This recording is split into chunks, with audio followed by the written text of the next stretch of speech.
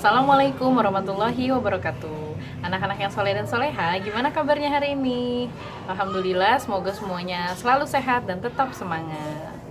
Nah, kali ini Bu Rati akan melanjutkan pelajaran matematika tentang bangun ruang. Kalau sebelumnya di minggu kemarin kita sudah belajar tentang bangun datar, minggu ini kita akan belajar tentang bangun ruang. Silahkan disimak ya.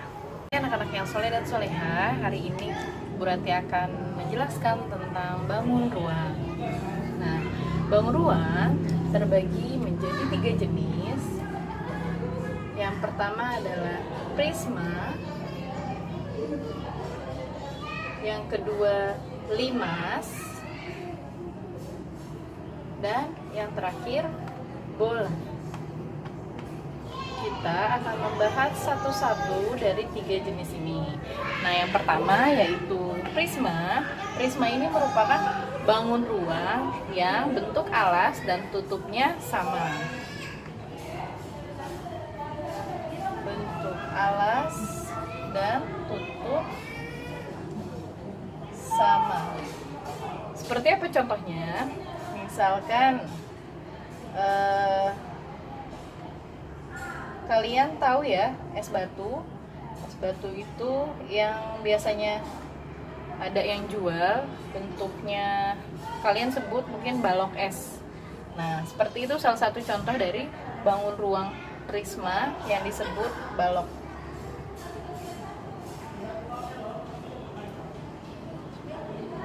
Bentuk alas dan tutupnya sama. Yang manakah alasnya? Alasnya adalah yang bawah, bentuknya persegi panjang.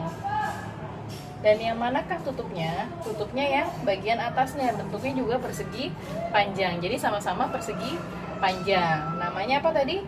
Balok. Selain itu ada juga yang bentuk alas dan tutupnya persegi, berupa persegi. Ini mirip dengan es batu yang biasa kita buat di rumah, ada cetakannya kecil-kecil ya. Itu disebut kubus. Atasnya berbentuk persegi, bawahnya juga berbentuk persegi, disebut kubus. Nah, selanjutnya kalau alas dan tutupnya berbentuk segitiga seperti ini, disebut prisma segitiga. Prisma segitiga. Selanjutnya, kalau alas dan tutupnya berbentuk lingkaran, jadi apa ini ya?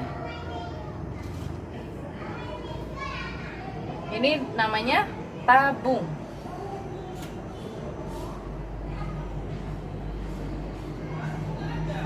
Insya Allah kalian sudah familiar atau sering melihat benda-benda di sekitar kita yang bentuknya seperti prisma yang sudah Bu Rati gambarkan.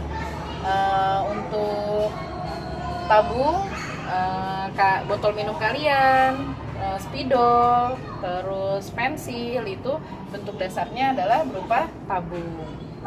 Lalu untuk prisma segitiga, bisa jadi ada genteng rumah kalian yang bentuknya seperti ini. Kalau segitiganya ditidurkan atau dimiringkan, atau kalian tahu mungkin salah satu coklat yang mereka Toblerone bentuknya juga segitiga seperti ini.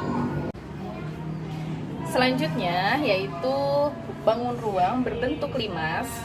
Apa ya bedanya prisma dengan limas?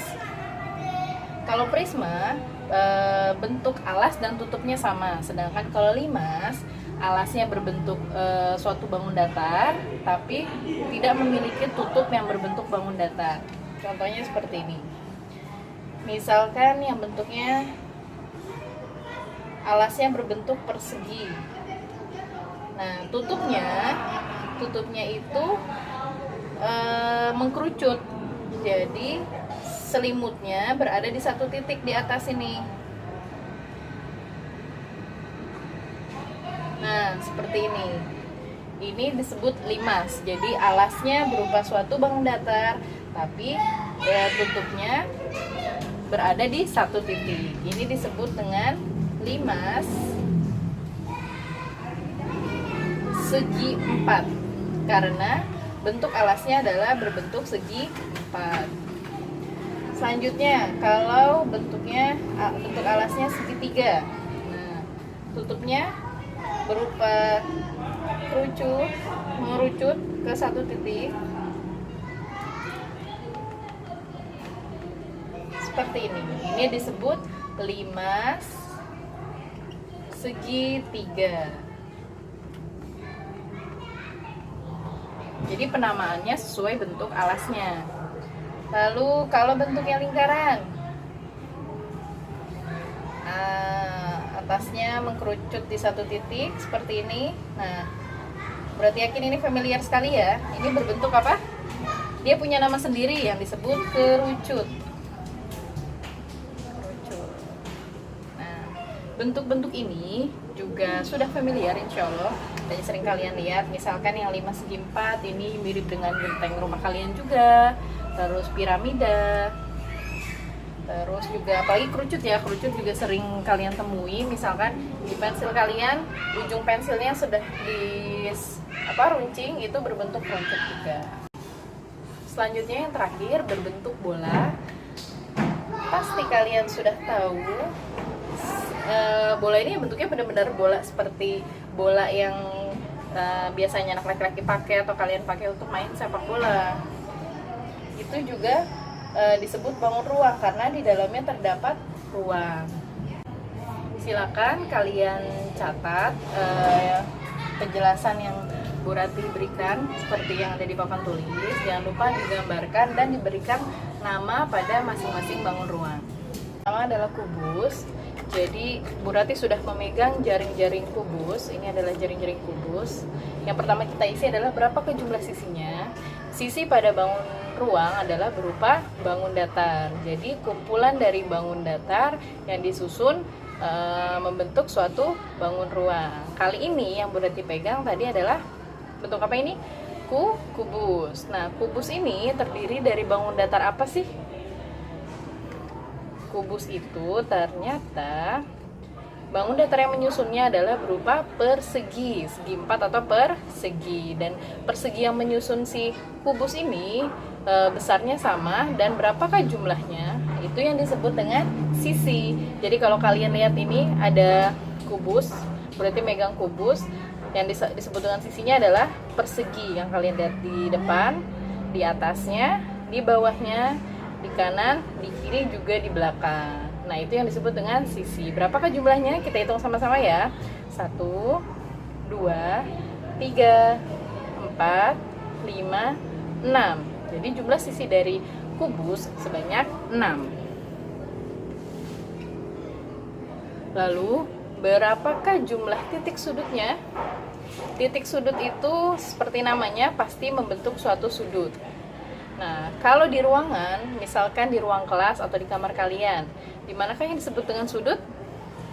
Mungkin kita sering sebutnya pojok ya, di pojok ruangan. Nah, itu adalah sudutnya. Sudut itu bukan hanya ada di bawah, tapi yang bagian atas juga disebut dengan sudut. Nah, kalau di mini kubus ini, di pojok atas, kanan kiri, lalu pojok bawah, kanan kiri.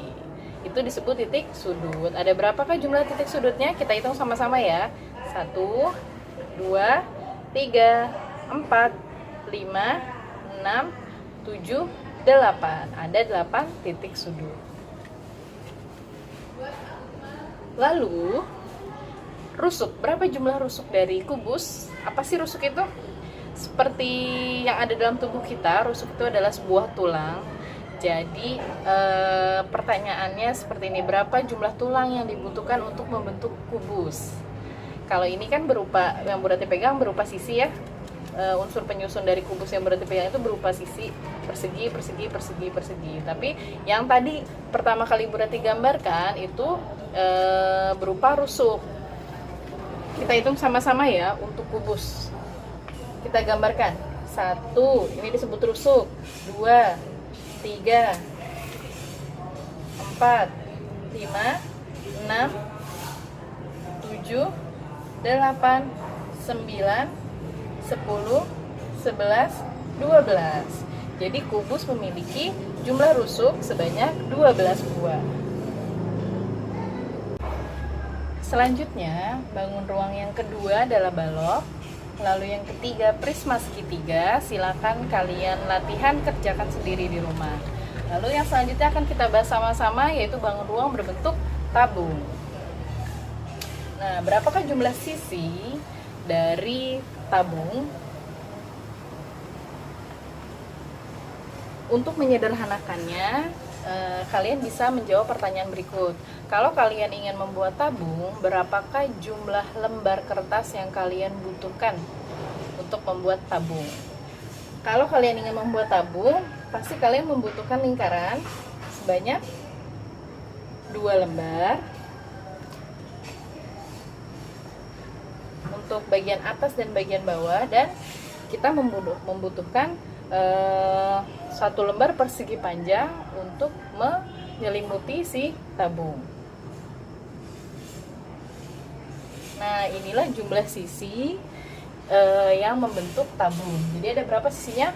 1, 2, 3. Ada 3 sisi. Nah, selanjutnya adalah titik sudut. Titik sudut dari tabung, apakah tabung memiliki titik sudut? Tidak ada ya, tabung tidak memiliki titik sudut. Selanjutnya jumlah rusuknya, ada berapakah jumlah rusuk dari tabung?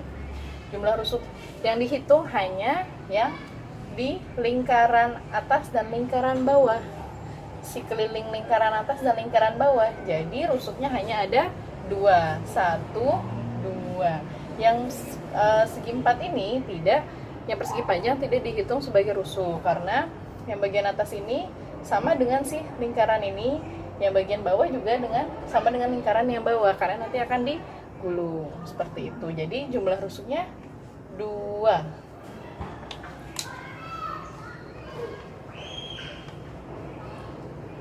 Selanjutnya kita akan melengkapi tabel untuk 5 segi 4. Berapakah jumlah sisi dari 5 segi 4? Berarti sudah memegang contohnya.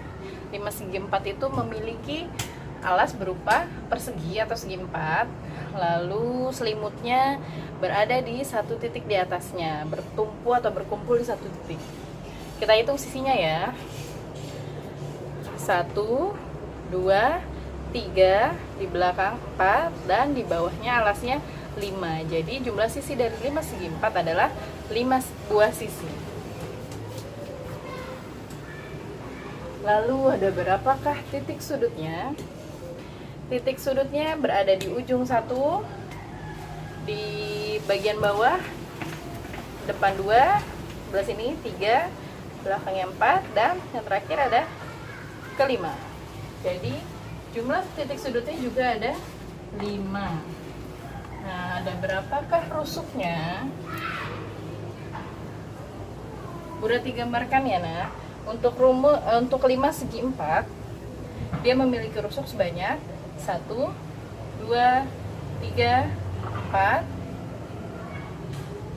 5, 6, 7, dan 8.